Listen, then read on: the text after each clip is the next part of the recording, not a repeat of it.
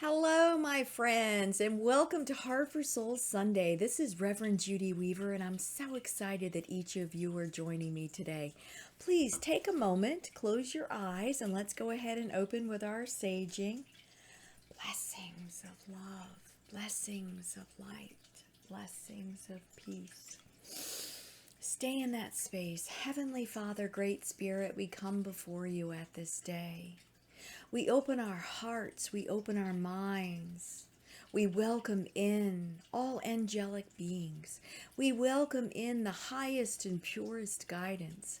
Open our minds, open our hearts, open our souls to your presence, to your growth and your expansion. We ask this in your precious name. Amen. Well, I would like to thank you all so much for joining me today. And today I'm really excited because I'm going to go ahead and share my recent journey to Peru. So I believe most of you are probably familiar. I posted a number of pictures along the way. What an incredible, incredible journey.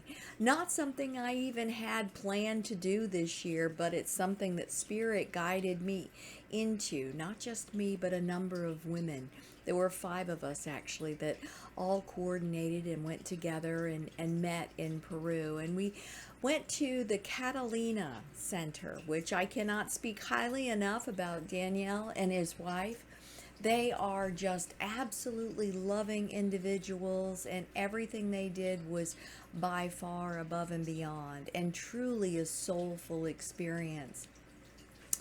Well, so I want to go ahead and take a few minutes to really just kind of talk about the journey and what's it about and how different people are living. And again, Peru obviously is in South America, and it took us nearly 24 hours to get there.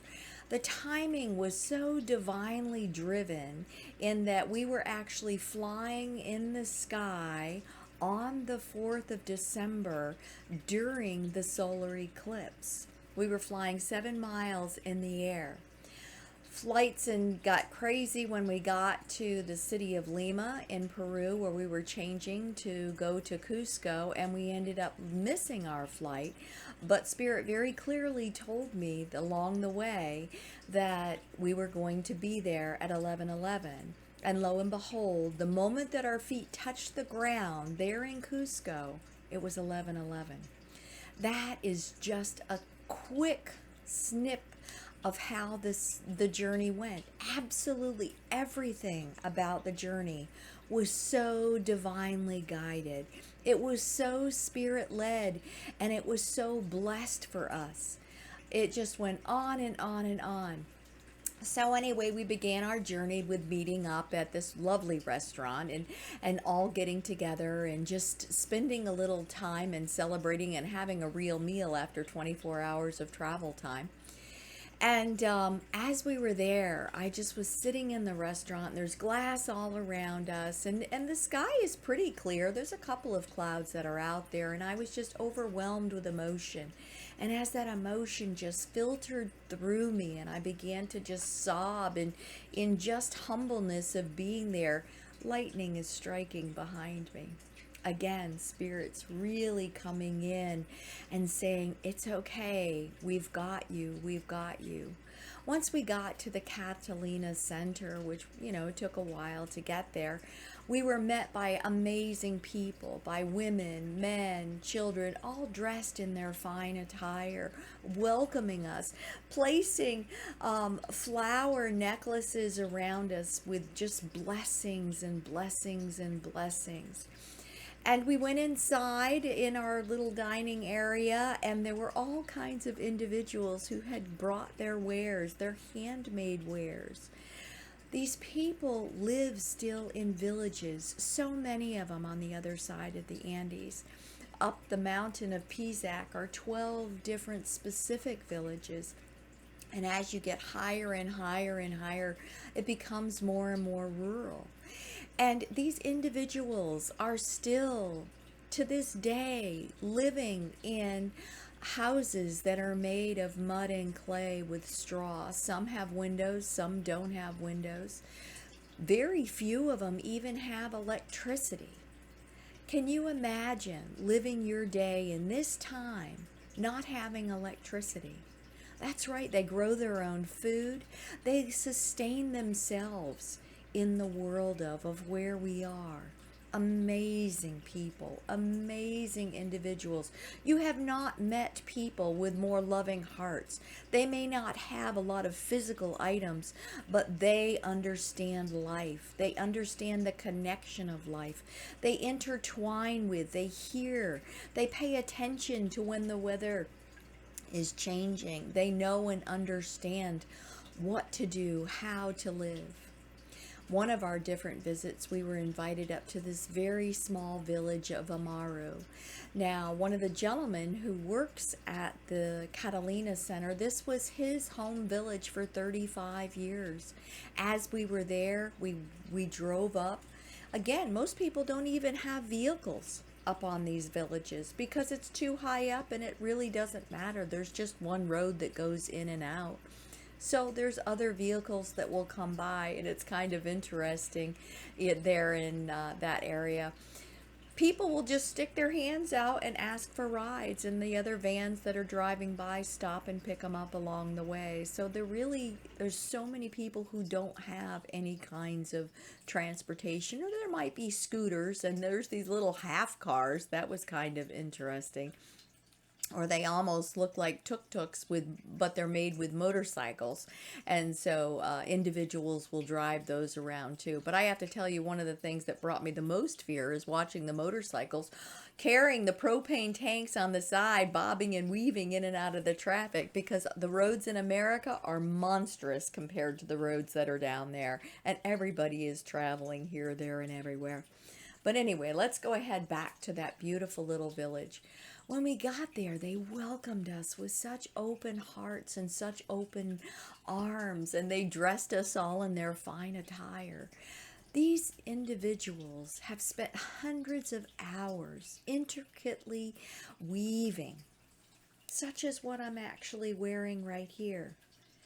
They showed us how to weave, made with just the spun fur or wool. This particular is actually sheep's wool, but they also work with alpaca, and they also work with the llamas also along the way. But they will go ahead and hand shear these sheep and the alpaca with just a little knife. Then they go ahead and they wash the wool, and they use different types of roots that bubble up.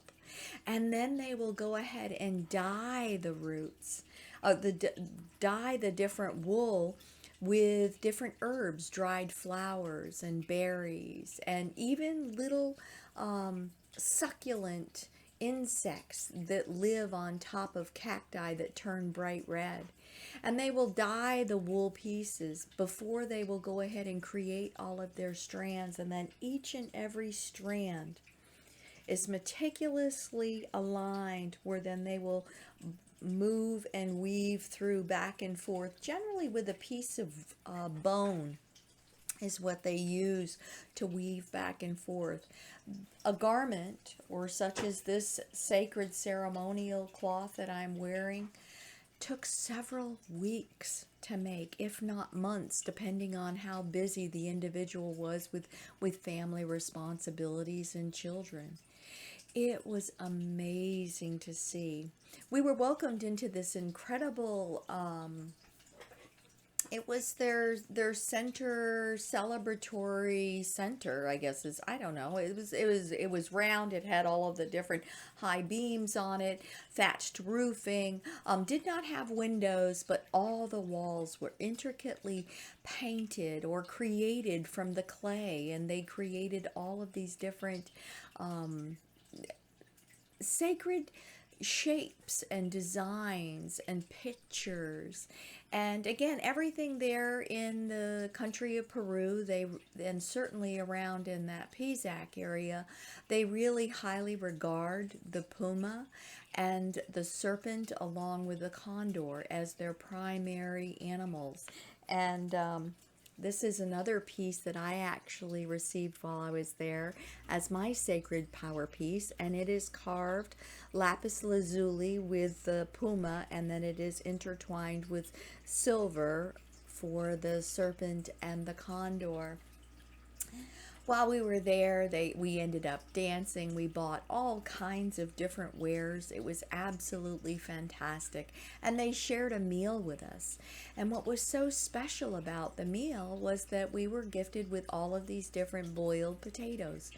Now they have over 1,600 kinds of potatoes. Potatoes are the main sustenance there for the people. And the people are very healthy because they eat all of these different potatoes and kinds of potatoes.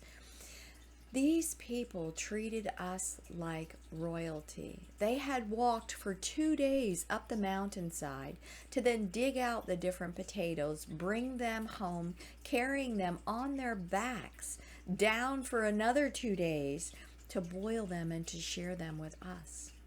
What an incredible gift that was. And a love of labor to be able to share that with us. We were also gifted with an incredible bowl of soup, and it just tasted like Mother Earth.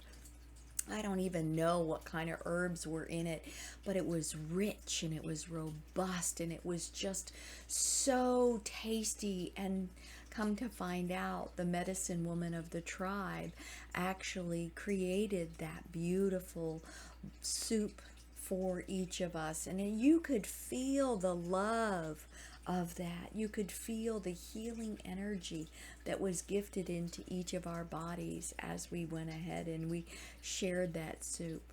We spent time with these individuals. We spent time sharing. There was a lovely little baby that they allowed us to pass around and to tickle under the chin. And just as a reminder to you, the hospitals are far, far away. These women are still birthing their babies at home with the medicine women, with the healers, with other people who were there to help them through that process.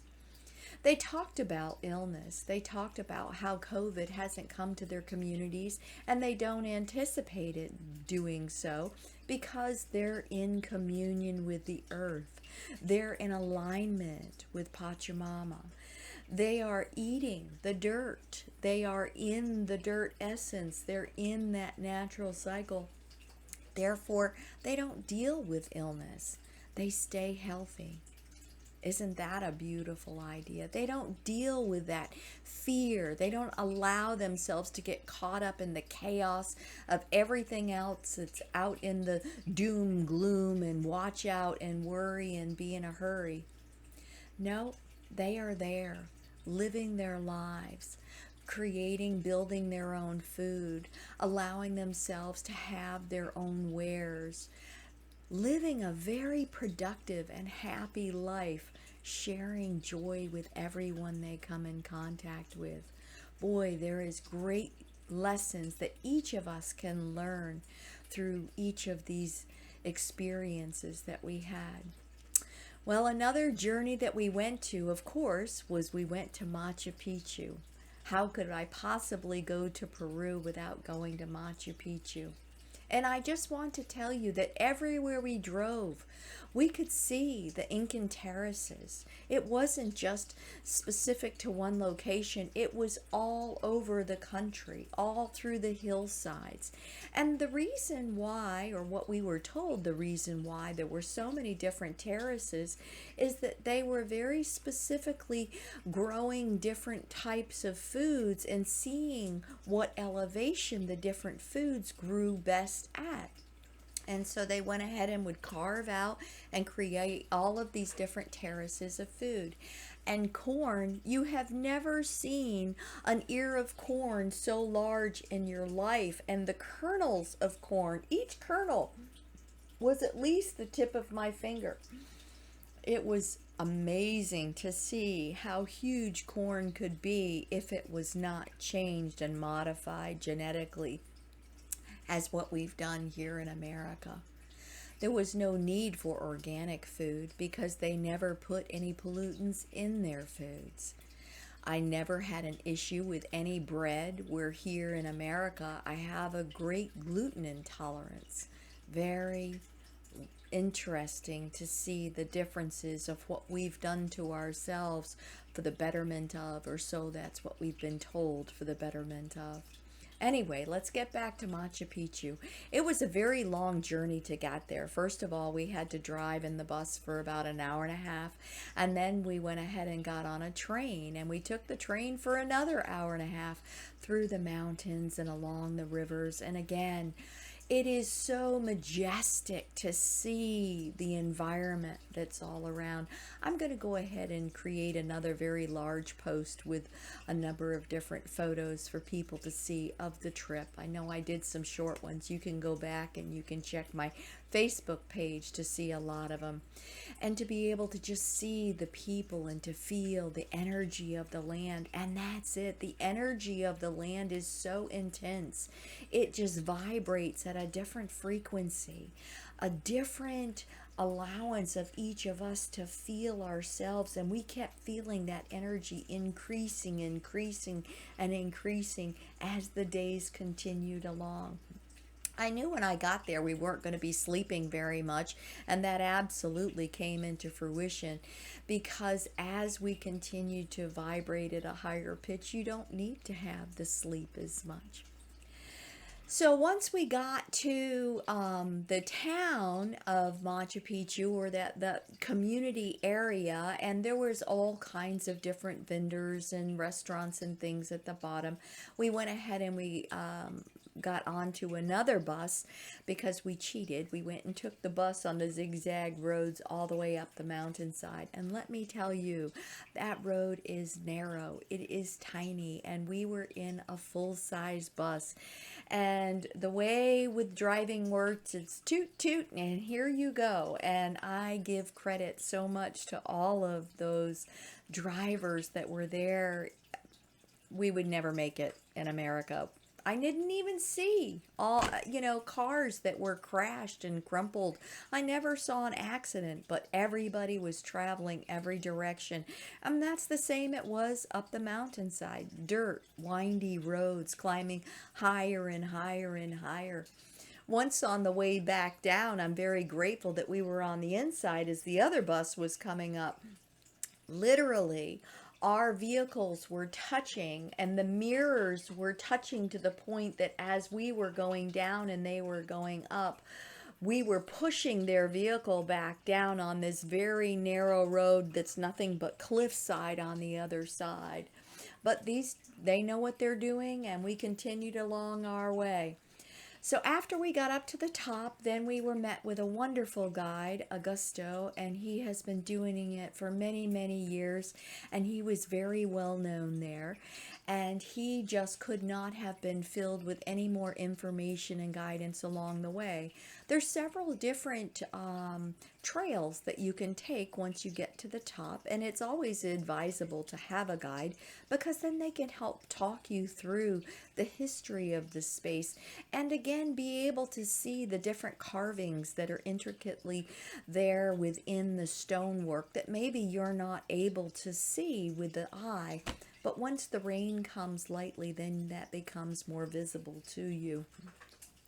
We are so high and into and out of the clouds, with more clouds that are above us, and you just feel like you're in the movie of Avatar. And I say that because that's what it felt like to me, to be surrounded by such majesty. And again, we're walking up all of these different kinds of stairs that are carved and made of stone, all different lengths, and not really many handrails. But we weren't by the edges that much.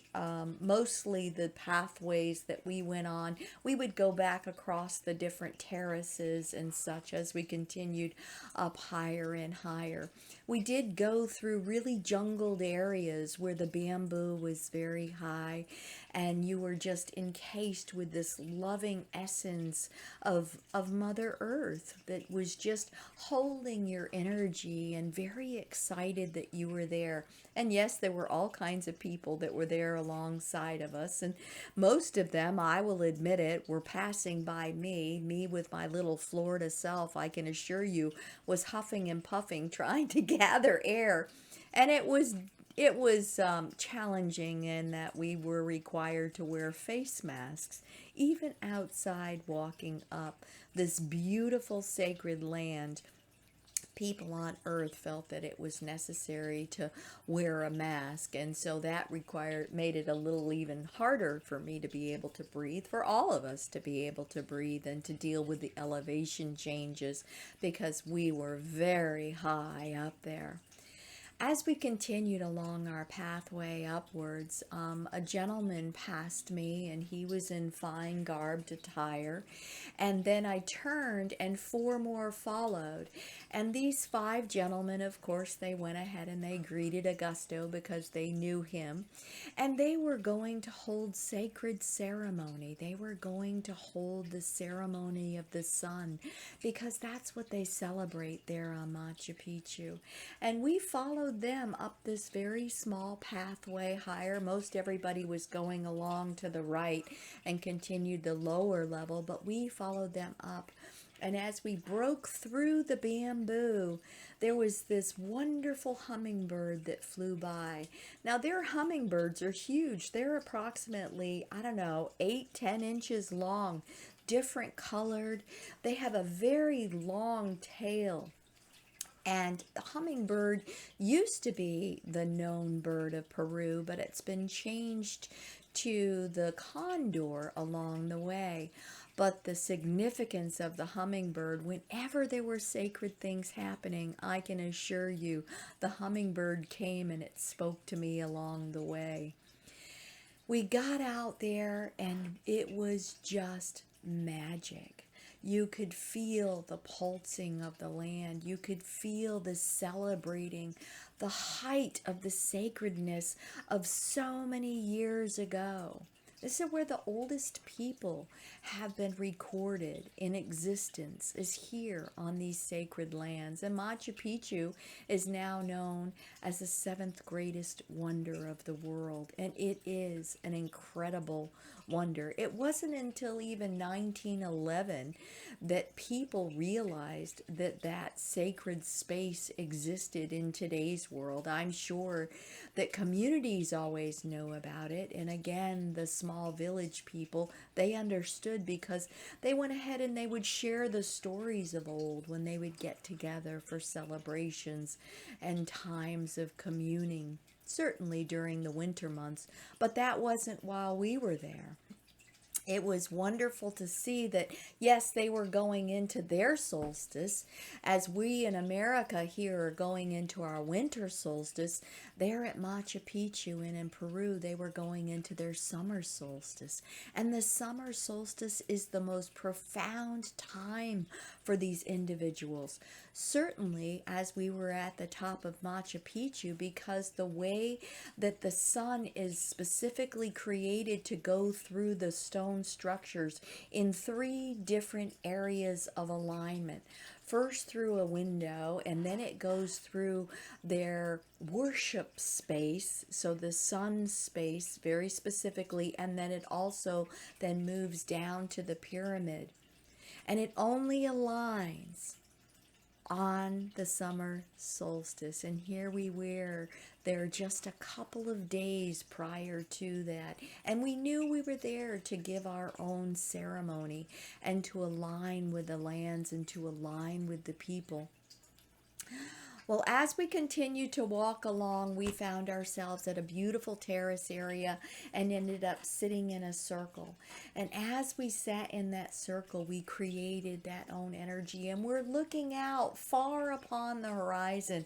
There's great majesty and mountains in the background, and you can see the clouds flying in. And as we were there, we were gathering the energies and we were feeling that beautiful transference of love.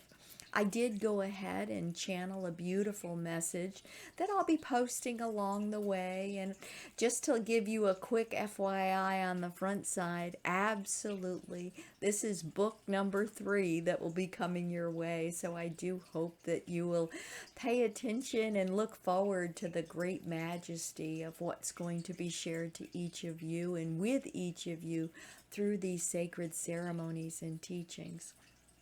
We then walked all along the terraces and saw incredible stones and carvings that were there, and we could see where ceremonies had been held and hosted. It did go ahead and rain upon us towards the end. We were poking a bit, I might admit. And Spirit needed to speed us up, but also allow us to be able to see the beauty of the walls and the different designs that were there.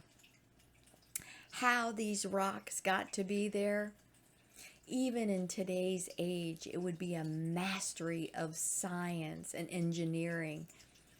I don't believe it. I don't believe that it was made by man. That's my opinion. You could feel the sacredness and the connection of that energy. That's just beyond what we could have done here on earth with our two legs and our two hands.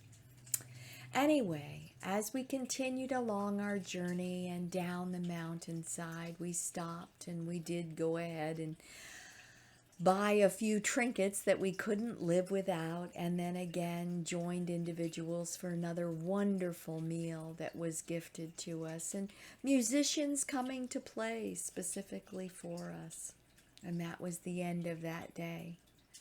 Another journey, we went ahead and we visited an animal sanctuary, and it was wonderful because they had some of the different, it was, a rehabilitation place for animals that had been injured and who no longer could be out in the wilderness. And or then it was a rehab center just to bring them back to a higher state of health so that then they could go ahead and be let back out into the wild. Well, they had 3 different bears, these little white-faced bears, and those are the bears that are really known for being up there along Machu Picchu.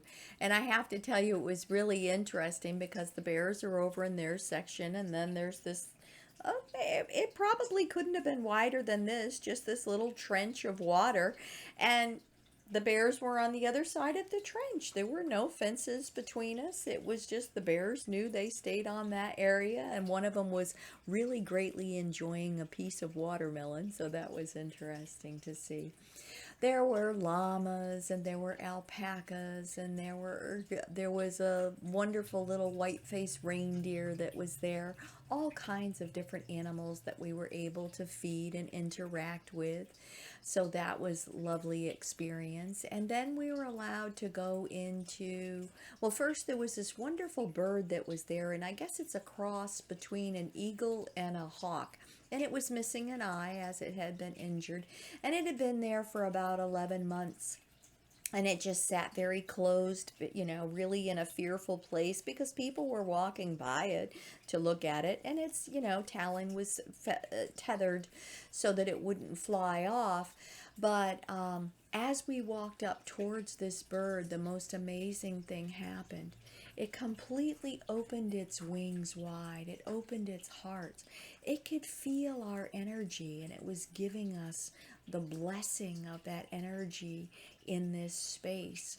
And we all felt it, and we all knew that was such a sacred blessing. We then went by other cages where the puma were. Now, puma are nocturnal, so they don't come out during the daytime. And they actually have 3 different puma that were there. And they will go ahead and feed the puma every 3 to 4 days because they eat quite a bit of meat during that time. So amazingly enough, exactly as we're walking by, exactly as we're visiting, they begin to feed the puma. So all 3 of them come out of their caves and come down and show themselves to us. Such brilliant cats, such majesty, just looking into our souls and really feeding us and blessing us with that energy. They also had a very large encasement that was all it was netted because it was holding the different condors that were there being rehabilitated. And it was a very large netted cage, and way on the other side was a building where the condors actually would stay inside to stay cool. But they also had it so that the condors would fly across and land at an arching at the very top ridge of where the public seating is. Now, they don't let too many people in there at a time. They probably let maybe 8 or 10 in a single time. But as we were there and we were seated, they went ahead and they encouraged the condors to fly across, which it was fantastic to see. And a condor has got a wingspan of at least 10 feet. They are massive birds, just massive birds. And they flew up over our heads and landed above us. So as we're standing there, apparently a ruckus began over my head without me really realizing. Two of them were vying for who was going to take the highest perch. So it was really having their own arguments of who the lead is specific. And as they started this rucket above me, one of them actually flew down, put its talons around my head, scraped its talons across my scalp, and pulled out my hairpiece. The wings were flapping around me. And I knew in that moment I was blessed to my soul with the spirit of Condor energy. Now, many years ago, when I very first was going on my spiritual journey and that Native American part of me was calling and calling, I had done this, it was a celebration of life ceremony. And at the end of it, it was so profound because a crow came down and inserted its talons into my back. Now, I will tell you, it absolutely blew my mind at that moment, and it scared me because I didn't understand what it meant. But I have full awareness now of what that means. When an animal of that degree of honor comes down and touches you, you have now been integrated with an entirely new ability and capability and capacity for what's going to come to be. So I am so honored and thrilled to have been gifted with this blessing of the condor. And of course, then I had to go ahead and get myself another little a condor necklace to represent the honor of the sacredness of that experience. And I can only tell you that I just keep feeling and knowing, and that flight and that energy. And the condor allows you really to travel multidimensionally with a lot of grace and ease. And so my journey work is just exploding to a whole new ability and capability for me, and not just for me, but the individuals that I'm working with too. So we finished that day and we went back, and we had a number of other different ceremonies that had taken place. We had Despachos Ceremonies with a gentleman, and well, he was a healer shaman, and his name was Tomas, and this is a cap that his people made out of the alpaca, and again, intricately woven. And when I saw it placed on one other person who was there with us, his head, I could see the visions. And that's what this cap is known for, allowing the wearer to see visions, to be a part and to visualize and to participate with other sacred spaces and places of the world, and not just of this world, but of other dimensions that are associated with our world. And with Tomas, we went ahead and we created this despacho where you put all of these natural items around in a piece of paper, and you give blessings and prayers. And he sat in his finest attire, and he played a flute. He played the ancient songs of a flute made of a piece of bamboo, and shared those songs with us. And we were drumming alongside and feeling the enormity of that energy that was surging through. with each of these different shaman and ceremonies that I participated with, I felt their ancient knowledge be inserted within me, be gifted into my cellular structure, to be incorporated, to be utilized for each of you, to be able to help mankind, to be able to help our earth, to be able to help the individuals of our earth that are seeking more in greatness. So profound. These individuals are so incredibly humble in their greatness. And even today, Tomas is continuing to send me beautiful voice messages. I don't understand his language. We had 2 interpreters on that day. We had one interpreter that would go ahead, who was local, Yanat, who is Danielle's wife. She was interpreting the villages to Spanish so that Daniel could go ahead and interpret the information back to each of us. As we sat there and we watched the sunset during this Despachos ceremony, you can see in the images a great bubble of purple is seen touching Tomas and Yanette during this sacred time, during this ceremony of love.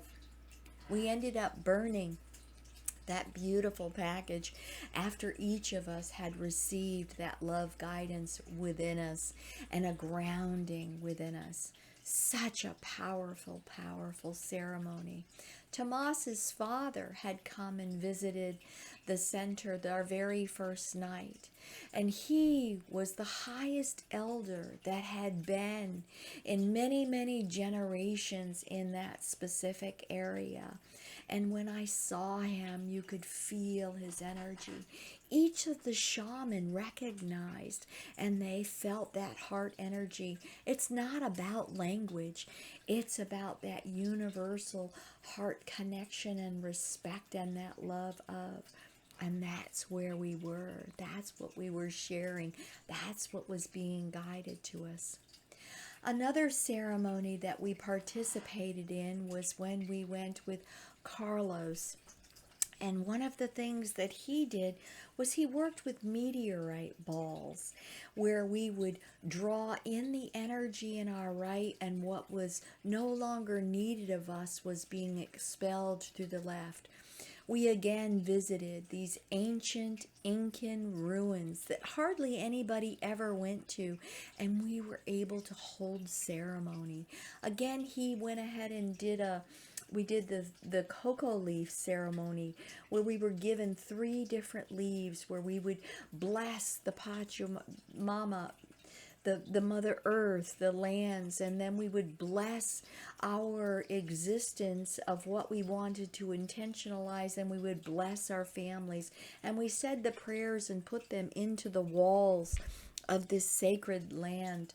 Very specifically, there was stones in the walls that were made to come out to place your prayers within, to seal them again. Then we went through the ceremony once again of creating another despacho. And each of us participated in the prayers of creating and allowing for these different pieces to go in, and the natural items. But it was really funny because they tell you that Pachamama likes sweets, and so there was always candies that were added on the very top of it. And then they went back to the wall and took our beautiful cocoa leaves with prayers, and they added them to the very top, and we did blessings around this and folded it up. And then he walked around each of us and placed that despacho closed to our heart centers and allowed that energy transference, the prayers of, the release of, and the bringing in of that ancient knowledge of to each of us. We then ended up walking up to the top area that was a round sacred space, and each of us leaned against it, and we felt that energy surging through us, cleansing and purifying, and just such incredibly powerful prayers moving through us, integrating us to a higher new presence of us. It was so profound. It was so incredible. The last day we went ahead and held another ceremony, and this was with Danielle and Yanette. and Mario, and we walked up the mountainside to another sacred cave that was there, that was Incan, and it's specifically carved out. You can see even today, man can't do how specifically carved this was up in the caves, where then you would place your different ceremonial leaves.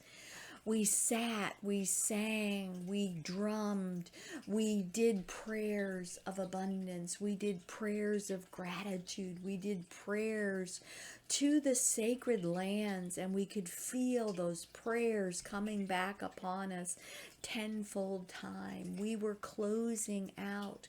We were giving thanks and gratitude for everything that we'd been given during that time. I cannot tell you what an incredible journey that was. I cannot tell you the profound experiences, the energetic shifts that are available along our lands, that are part of our lives, if we choose to allow ourselves to truly synchronize with the energies that are higher and bigger and better than each of us. This is a sacred time in history. This is a sacred time in all of our lives. We're coming to the completion of 2021, and the energies could not be any greater than where they are. The world is calling on us, on each of us, to step into the highest aspect and power of ourselves, to share that love energy and to help heal the world, to truly work as a collective for the greatness of each of us, for the wholeness of each of us, for the betterment of each of us, for the future of our children, of our children's children, and the bounty of our earth.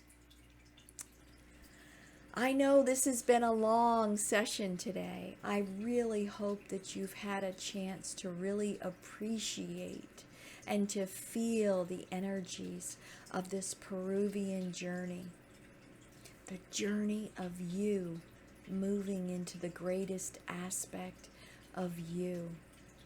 Well, I have a number of different events coming up. I will be hosting the Grace of Angels and Grief on the 26th of December. On January 1st, I will be hosting a shamanic New You for 2022, and that's going to be at the Holistic House of Holly Hill. And then January 4th through February 15th, I'm starting the Sacred Connection Certification Series. This is how you can learn, you can get your own experience, you can feel that connection for yourself. It's so important for each of you to learn how to understand ways and tips and techniques to. So please come and join me for this incredible certification program. And I will be hosting it also in 2 single days in February, because this on Saturdays, it's going to be a prerequisite if and when you decide to go forward with your mediumship, mastering mediumship certification, and also the Crystallite healing certification, which will be held in the fall. So as you know, I always like to start with prayer and I like to end with prayer. So please join me with this blessing and prayer. Heavenly Father, Great Spirit, thank you. Thank you for the blessings of this day. Thank you for the blessings of these people. Thank you for each of the hearts, for each of the souls, for the majesty of your land, for the sacredness of this shifting time, for the transformation that's taking place within each of us. Help us to go forth. Help us to become. Help us to be more aware of, and to help us to share that loving grace with all that we come in contact with. We ask this in your very precious, precious name. Amen. Blessings of love and light to each of you, and the majesty and the magic of you too. For more about me or to see what I've got going on, please come and visit me at spiritualservices.online. Blessings of love and light.